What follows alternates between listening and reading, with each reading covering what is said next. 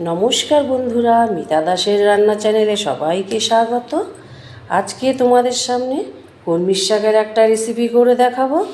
এটা বানানো খুবই সহজ, সবাই বানাতে পারেন। তবে আমি কি করে বানাই সেটা আপনাদের সাথে আজকে শেয়ার করব।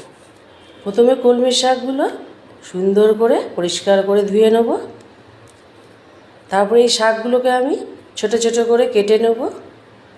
কেটে নিয়ে আমি একটা কড়াইয়ের মধ্যে হলুদ নুন দিয়ে 5-7 মিনিট ভাপাতে দেব।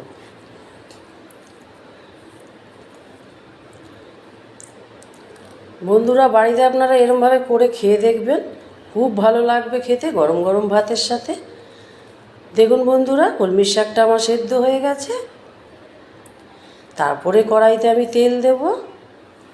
তেলটা গরম হয়ে গেলে আমি তার মধ্যে ফোড়নে দেব কালো জিরে, রসুন, তারপরে শুকনো লঙ্কা, কাঁচা লঙ্কা, পেঁয়াজ কুচি সব দিয়ে আমি লাল করে ভেজে নেব।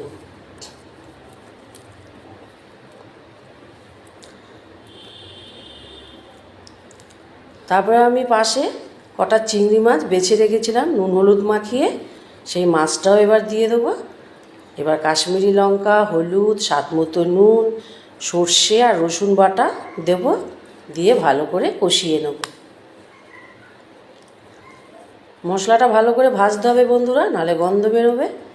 মশলাটা আমার ভালো করে ভাজা হয়ে গেছে। সেদ্ধ করে যে কলমির শাকটা রেখেছিলাম সেটাও দিলাম। এবার নামানোর সময় একটু মিষ্টি দিয়ে দেবো, মানে চিনি দিয়ে দেবো।